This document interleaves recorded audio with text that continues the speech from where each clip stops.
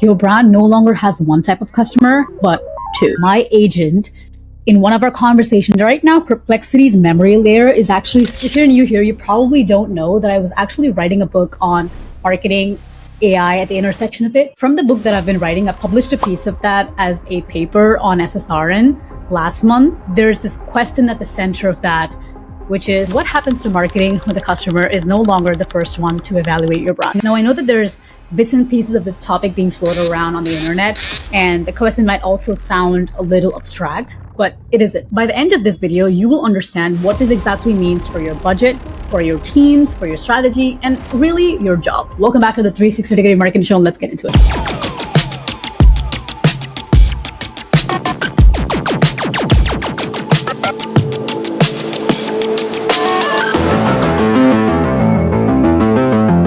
Marketing has always been built on a few foundational assumptions. Humans are predictable enough to reach, irrational enough to persuade, and social enough to trust. Every framework, funnel, think about growth playbooks, all of them trace back to one or two of these things. Either your ICPs are predictable enough that you know where to reach them, how to reach them, what type of content actually impresses them, what to actually do in order to get them to convert, or you think that they're irrational enough to persuade. You know how companies are spending billions and millions of dollars in AI, R&D, even though they have no idea what they're doing?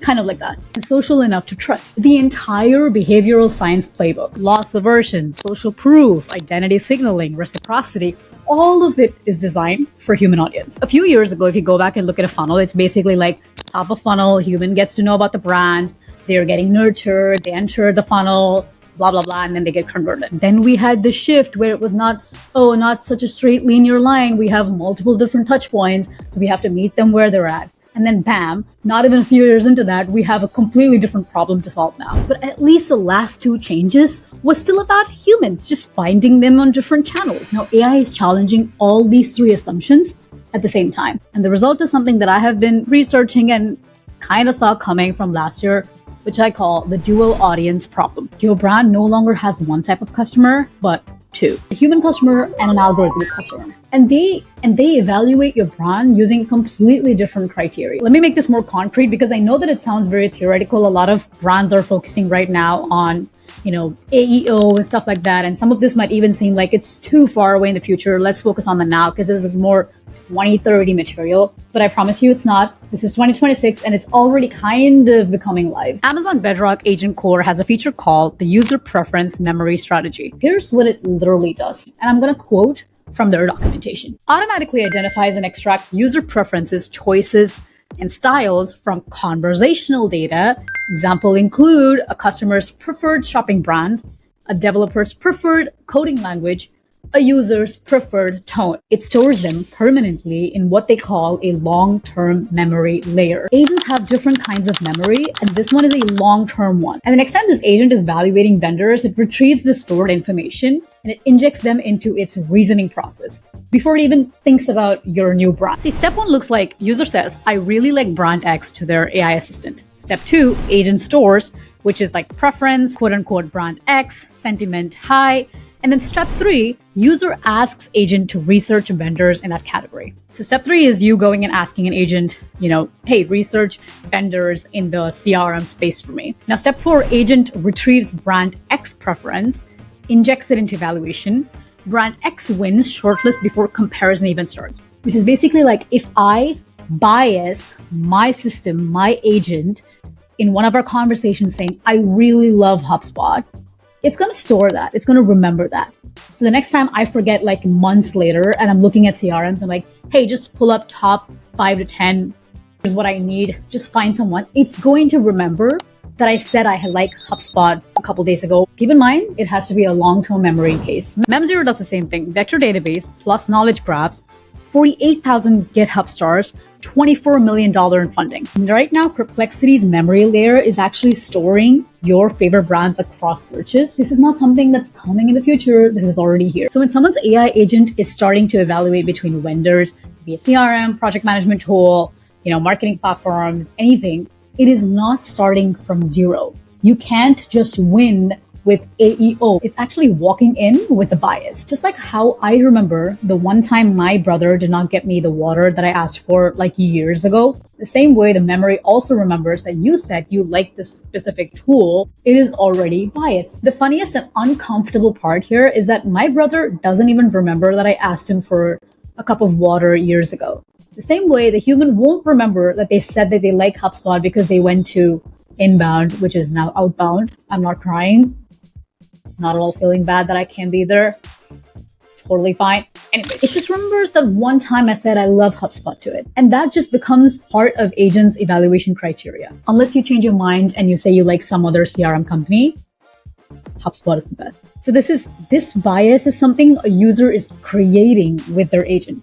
Basically like saying, this is how I want my brand tone, my brand preferences are this is my price range. Same way, this is a huge bias that we don't remember. Now, this is essentially pre-programming your agent. It's just that you don't remember that you said that to your AI agent a couple of months ago. Now, this breaks the traditional marketing funnel. And I don't mean it metaphorically, structurally. See, in the old model, your marketing creates awareness with humans. The human moves through consideration, emotion, narrative, brand identity, which drives the decision. They're also coming across your creative, your insanely targeted ads, your content. We have been spending so many years and dollars on that, and that's where the work has actually been happening. Here's what's happening right now. Awareness no longer starts with a human, it starts with the algorithm. Consideration isn't driven by emotional resonance, it's driven by structured data AI agent can parse. The human only enters the picture at the decision stage, which is essentially choosing between options and AI already vetted. Which means if your brand never makes it past the AI agent filter, the human never sees it. And this is the part that I had spent a couple of months trying to get clarity on enough so I can put it on a paper. It is a question that I didn't see a lot of people asking. Now, where does this bias actually come from? Going back into that journey, where is this actually coming? Could it be the brand story you told 2 years ago? The customer experience that made someone tell their AI like, I really like this company. The reviews that made someone mention your company in a conversation, the content that made someone form a strong opinion about you before agents were even part of a conversation. So all of those just became raw materials that AI agents are now drawing on. The human marketing journey is an upstream of the agent. It programs the agent before the agent even exists. And I call this the pre-delegation layer. What this strategically means is this: winning the human's attention and genuine interest in you and affection and affinity towards your brand is not just brand building anymore. It is literally pre-programming your AI agent that will one day evaluate your brand within a category. This time they won't be in the picture, so it's on their behalf, which means you're not marketing to the system. You're actually essentially trying to bias the AI agent before it even gets to a point where it has to make that decision. So two journeys for one brand running in parallel. The human journey feeds the agent's memory. The agent's memory determines the shortlist. The humans choose from the shortlist. People are now so focused on AEO. A lot of marketers right now are only focusing on AEO. And I think it's best to also think about the first layer, the pre-delegation layer, because that stage is really going to influence how AI agents are actually going to pick your brand. So what does this mean if you are CMO, VP of marketing, marketing practitioner, or a founder? Build for machine readability. Think about things like structured data, clear entity signals, consistent product information across every surface. Make it easy for an AI system to correctly understand and categorize you. I read somewhere or heard someone saying, make your business easier to understand than your competitors. That is the new SEO. Number 2, treat trust as infrastructure. When an AI agent is evaluating your brand, the trust signals it reads like reviews, third-party validation, transparent pricing, return policies, case studies with specific outcomes. Those are make or break. And it's not because machines are gonna, appreciate integrity or think about your values unless the user is talking about values and what they really want from a brand. But it is important because these signals are machine parsable, which means the AI can actually verify that your brand is what it claims to be. Number 3, this is the one that I find most interesting, which is invest in genuine human experience. Because here's what the agent era is telling us. Unless you have a reputation of being the top of this company and then they're not essentially biasing their AI agent, it's really difficult for you to show up because you cannot buy your way into someone's AI memory layer. You cannot manufacture this bias. You cannot go, pay your way into their AI memory layer. The agent bias that I'm talking about actually comes from human experience. Somewhere the touch point has affected the human being, and that is why they're biasing their agent to know about this. The brands that have been building real, specific, emotionally resonant relationships with their customers, they're building this bias that will dominate agent era purchasing decisions. The brands that are just running hollow campaigns with no personality, no real value add, the agent era will strip that mask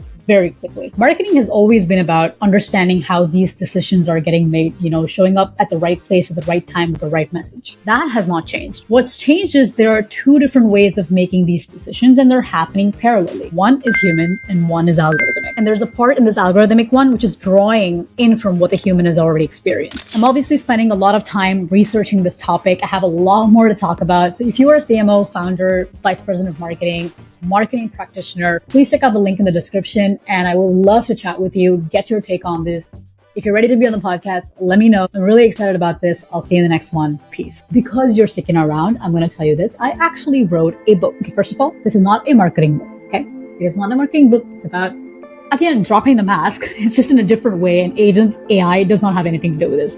This is basically you dropping your mask. So I wrote a book called The Inner Game, and it published just a couple days ago. So if you're in India, and I think by the time the video goes live, it should also be live in the US and the UK. So just go to anushakhanna.com/book-updates, and you'll be able to buy this book. Just check it out. Let me know what you think. I wrote this for the 15-year-old version of myself. And if you find this interesting, go ahead and check it out. Also, subscribe to my newsletter. It's called From Zero Now. I also write 360-degree marketing thoughts on them. So go ahead and check it out.